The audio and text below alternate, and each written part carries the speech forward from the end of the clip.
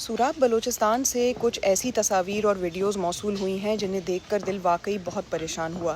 ان میں تباہ شدہ گھروں اور شہری علاقے میں نقصان کے مناظر نظر آ رہے ہیں۔ کچھ تصاویر اور ویڈیوز کے بارے میں بھیجا گیا ہے کہ یہ حالیہ فوجی کارروائی کے بعد کی ہیں، لیکن یہاں ایک بہت اہم بات ہے جو میں آپ سے چھپا بھی نہیں سکتی۔ ان تصاویر کی انڈیپینڈنٹلی ویریفیکیشن نہیں ہو سکی اور نہ ہی یہ ویریفائی ہو سکا ہے کہ ان میں نظر آنے والی تباہی کب ہوئی اور اس کے پیچھے اصل وجہ کیا تھی، اور شاید یہی اس پوری کہانی کا سب سے تکلیف دہ پہلو ہے۔ ہم بلوچستان میں ہونے والے ایک واقعے کے بارے میں بات کر رہے ہیں، لیکن ہمارے پاس اس واقعے کی آزادانہ تصویر موجود نہیں ہے۔ ہمیں فی الحال بنیادی طور پر ایک ہی سرکاری موقف دستیاب ہے۔ ISPR کے مطابق 12 اگست کو ضلع سوراب میں ایک کارروائی کے دوران 18 عسکریت پسند مارے گئے۔ فوج کا کہنا ہے کہ 8 عسکریت پسند اس وقت ہلاک ہوئے جب بارود سے بھری ایک گاڑی تیاری کے دوران ہی پھٹ گئی، جبکہ اس کے بعد ہونے والی کارروائی میں مزید 10 عسکریت پسند مارے گئے۔ اور اہم بات یہ ہے کہ خود فوج کے مطابق اس واقعے میں 3 شہری بھی ہلاک ہوئے، جبکہ 2 فوجی اہلکار زخمی ہوئے، یعنی کم از کم اتنا تو سرکاری موقف میں بھی موجود ہے کہ اس واقعے میں شہری ہلاکتیں ہوئی ہیں۔ لیکن اس کے بعد بھی یہ سوال پیدا ہوتا ہے کہ آخر وہاں ہوا کیا؟ کیا واقعی یہ صرف ایک عسکریت پسندوں کے خلاف کارروائی تھی؟ کیا شہری علاقے میں کوئی عسکریت پسند موجود تھے؟ کیا شہری اس کارروائی کے دوران پھنس گئے تھے؟ کتنے گھر متاثر ہوئے؟ کتنے لوگ زخمی ہوئے؟ اور جو تصاویر اور ویڈیوز اس وقت گردش کر رہی ہیں ان کی سچائی کیا ہے؟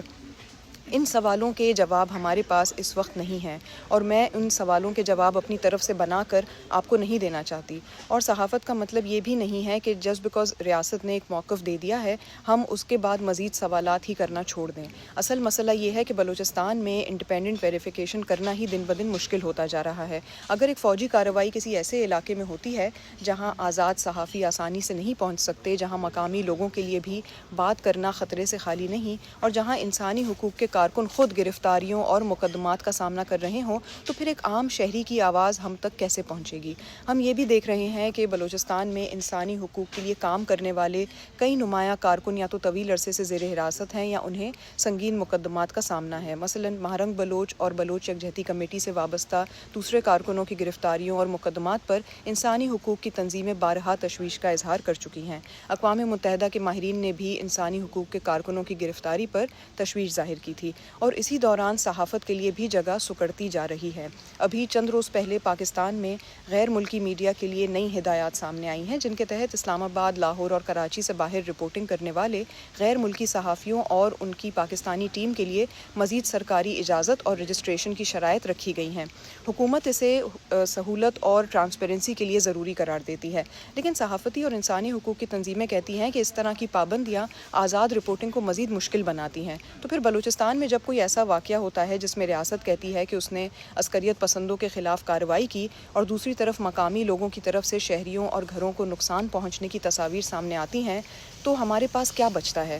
ہم اندازے لگائیں، سوشل میڈیا پر چلنے والی ہر تصویر کو دیکھتے رہیں، اس کو سچ مانیں، یا صرف سرکاری بیان کو مکمل حقیقت سمجھ لیں؟ نہیں، ہمیں دونوں سے آگے جانا ہوگا۔ ہمیں آزادانہ تصدیق چاہیے، ہمیں جائے وقوع تک صحافیوں کی رسائی چاہیے، ہمیں متاثرہ لوگوں سے بات کرنے کا موقع چاہیے، ہمیں یہ جاننے کا حق ہے کہ وہاں کتنے شہری موجود تھے، کتنے لوگ مارے گئے، کتنے زخمی ہوئے، اور ان کے گھروں کو کیا نقصان پہنچا۔ اور اگر شہری ہلاکتوں کے بارے میں مختلف دعوے سامنے آ رہے ہیں تو ان کی بھی آزادانہ تحقیقات ہونی چاہیے، کیونکہ بلوچستان کے عام شہری شاید اس پورے تنازع کا سب سے بے بس فریق ہیں، اور جب کسی بھی طرف سے طاقت استعمال ہوتی ہے تو ایک عام خاندان کے پاس خود کو محفوظ رکھنے کے لیے آخر کیا راستہ رہ جاتا ہے؟